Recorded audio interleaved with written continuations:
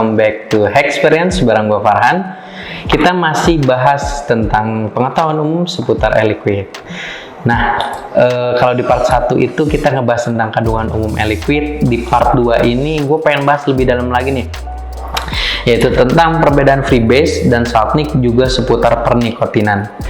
Di akhir konten nanti gue pengen menegaskan satu hal buat lo, jadi ingetin gue ya kalau lupa. Oke, yang pertama gue pengen bahas tentang perbedaan freebase dan saltnik. Makhluk apa sih mereka itu? Dan apa sih bedanya? Begitu lo tahu perbedaannya, gue jamin lo bakal tambah lancar dapetin experience vaping yang lo mau. Jadi Joe, kita harus mulai teliti dan concern dengan apa yang tertulis di setiap kemasan e-liquid kita. Setiap informasi di dalamnya tuh berharga banget, agar jadi bekal buat kita untuk dapetin sensasi dan pengalaman yang maksimal. Lo bakal ketemu dengan kata-kata freebase dan saltnik. Kadang ada yang tulis nik salt di botol e-liquid lo. Nah, keduanya tuh berbeda dalam proses pembuatannya. Di sini gue nggak akan bahas soal proses pembuatannya, tapi lebih ngebahas tentang perbedaannya secara efek pada pengalaman vaping kita. Nah, nikotin freebase punya karakter throat heat yang nendang. Makin tinggi kadar miligram atau mililiternya, maka makin nonjok di tenggorokan. Meskipun dengan kadar yang nggak gede-gede amat kalau dibandingkan dengan kadarnya saltnik. Nah, si nikotin freebase ini juga cocok untuk digunakan untuk yang non-perokok atau yang mau mulai vaping sampai dengan perokok ringan nih. Biasanya rentang kadarnya itu di nikotin 3 mg, 6 mg, 9 mg, dan 12 mg.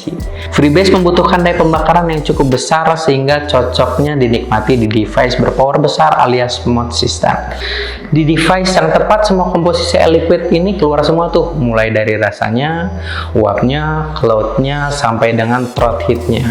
Nikotin freebase lebih sulit untuk diserap tubuh, makanya orang yang menggunakan e-liquid freebase ini lebih sering puffing, lebih sering netesin, sampai dengan dia mendapatkan efek dari nikotin yang dibutuhkan pada tubuhnya. Bedanya dengan saltnik, nikotin jenis ini melalui proses yang lebih panjang daripada freebase demi menghasilkan karakter yang halus di tenggorokan. Nah, itulah kenapa meskipun dengan kadar saltnik yang tinggi, yang tertinggi itu 50 mg, terasa lewat sopan gitu aja di tenggorokan. Saltnik ini disebut-sebut karakternya paling mendekati nikotin pada rokok, sehingga paling sering direkomendasikan sebagai produk alternatif untuk para perokok sedang sampai dengan yang berat. Nah, saltnik ini tuh lebih mudah diserap oleh tubuh, sehingga lo nggak perlu sering-sering puffing. Cukup 3-5 puff misalnya, lo udah bisa diem adem 30 menit sampai dengan puffing berikutnya. Nah, saltnik ini paling matching dinikmati di pod system karena dia hanya butuh daya pembakaran yang kecil aja. Sama seperti freebase pada RDA, di pod system ini yang sesuai peruntukannya, pengalaman e-liquid saltnik lo jadi lebih maksimal. Oke, mumpung ingat, gue ingin bantu luruskan kesalahpahaman umum soal botol kemasan yang sering dihubungkan orang dengan jenis kadar dan nikotin. Sekali lagi, soal si freebase dan saltnik, padahal itu nggak ada hubungan sama sekali, Joe. Nggak ada hubungan antara mililiter yang tertera di botol kemasan dengan kandungan freebase atau saltnik. Ini hanya soal keumuman dan kebiasaan aja. Botol 100 ml dan 60 ml itu biasanya memang freebase, tapi nggak menutup kemungkinan juga kalau suatu saat botol 100 ml dan 60 ml itu saltnik. Nah, botol 30 dan 15 ml memang kebanyakan saltnik nih, tapi someday bisa jadi ada 15 ml untuk freebase ya kan? Nah, jadi sekali lagi gue pengen tegaskan nih, jadi jangan buru-buru kalau menganggap kalau botol kecil itu pasti saltnik. Contoh, gue ambil lagi dari produk terbarunya Hexjuice nih, Mola Palma. Botolnya 30 ml kan, tapi isinya freebase semua tuh, mulai dari 3 mg sampai dengan 12 mg. Kagak ada saltnik-saltniknya, so jelas lah ya. Terus gimana nih biar gue nggak ngulang kesalahpahaman yang sama? Biasain baca benar-benar apa yang tertera di kemasan. Cuma itu yang bisa gue saranin. Dengan baca benar-benar, lo bakal tahu kandungan apa yang ada di dalamnya.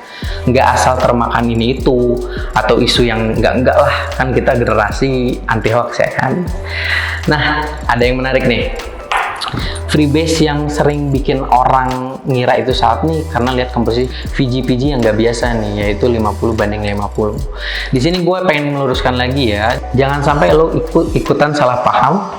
Jadi ketika misalnya lo lihat Eliquid Nicotine 12 mg dengan VG-PG 50:50, artinya lo sedang berhadapan dengan freebase yang bisa lo pakai selain di mod atau juga di pod system. Ingat, bukan salt nik. Nah, istilahnya Eliquid ini bisa ngasih kemudahan pilihan device karena lo bisa pakai di mod ataupun di pod. Tinggal sesuaikan sama setelan masing-masing device yang paling oke. Komposisi ini dibilangnya high throat heat pod compatible. Peruntukannya memang buat mod, tapi bisa juga lo pakai untuk pod. Nah, jadi gitu loh. Jangan bilang lagi bahwa Eliquid Nicotine 12 mg VG-PG 50:50 itu salt nik ya. Bukan, dia tuh freebase. Mudah-mudahan info gue ini cukup bantu meluruskan lah ya. Nah, ngomongin Eliquid jenis ini, Hex juga punya produk Eliquid freebase kategori high throat heat pod compatible.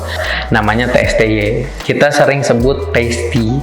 Di video berikutnya bakal gue share rekomendasi gue menikmati TSTY dengan berbagai device ya. Oke Jo, segitu dulu mungkin untuk edisi kali ini. Berikutnya gue bakal muncul lagi sesuai janji gue barusan, bahas produk TSTY yang lo kira salt nik itu. Jadi gue bakal rekomendasikan device dan setelan yang paling oke sesuai pengalaman gue, biar lo bisa ikut merasakan pengalaman gue bareng TSTY. Kalau ada pertanyaan atau tanggapan, silahkan post di komen, dan jangan lupa subscribe dan like channel Hex Juice. Sampai jumpa di video berikutnya. Gue Farhan, adios permios.